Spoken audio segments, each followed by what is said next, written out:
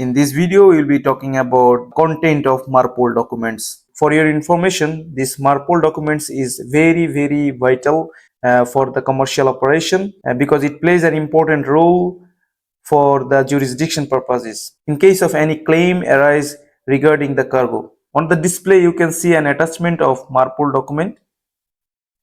The other name of Marpol document is shipping document. Basically, the document is based upon the guidelines of IBC code. That is why the title here is written like this, that IBC code required shipping document. So we will be talking about all of the contents. What are the informations we find from here? You can see the name of the ship, then owner of the ship, flag or port of registry of the ship, and the particular voyage number for which this Marpol document is applicable, and who is the operator, together with the IMO number of the ship. This is part of the identity of the ship. So we can say from here there will be a title that this is a IBC required shipping document, and next to it you can see for the purpose of Marpol Annex II and the IBC code.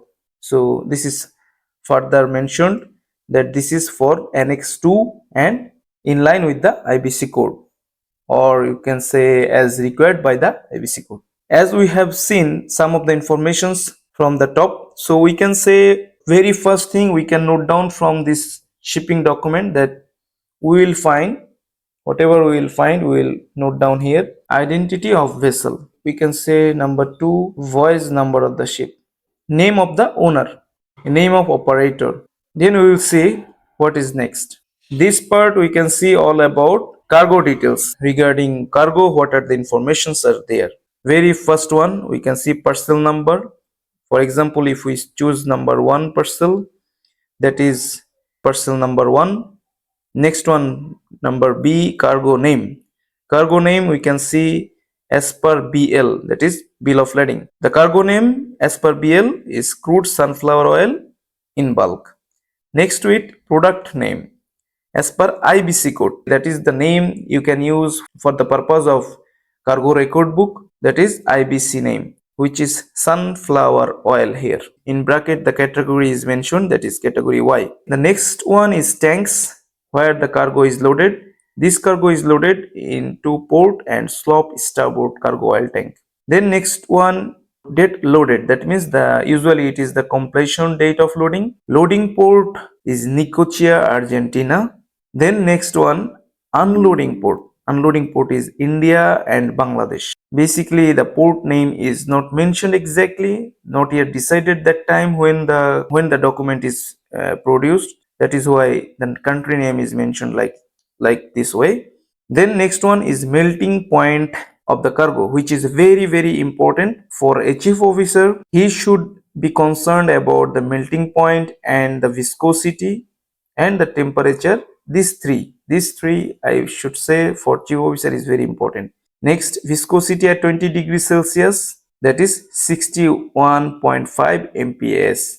Next, temperature at which cargo has a viscosity of 50 MPas, that is 26.5 degree. So that is particularly important for the consideration of solidification. Next to it we can see that is the signature of the authorization company, or you can say authorized surveyor. So that is also important. So basically these are the informations we can find. Now let's talk about when to get and who will provide Marpol document. We have to get the Marpol documents from the shipper prior to the loading, but practically speaking we don't normally get prior the loading. Some of the time we get from the shipper after even after the loading or during the sailing through the agent. Then it says it must specify cargo viscosity at 20 degrees Celsius. This is a particular requirement that every Marpol document should contain, that what is the cargo viscosity at 20 degrees Celsius. If viscosity exceeds 50 MPas at 20 degrees Celsius, it must specify the temperature at which the cargo has a viscosity of 50 MPas or more. Now let's talk about the pre-wash a little bit. So certain cargoes are listed with 16.2.6 and 16.2.12 under the column O of IBC code. They should have their melting point or viscosity mentioned on the shipping document. So it means that the cargoes which are mentioned under this column O, they must have the melting point to be mentioned in the cargo shipping document. If not, another document should be issued to establish the criteria for pre-wash. If this information is not made available, master shall carry out a pre-wash. So meaning that master must ensure that the pre-wash is carried out if the detailed information is not provided. However, I have another video regarding this pre-wash requirement. I hope you can watch that video for further clarification. Thank you so much for watching this video and hope to meet you in next video.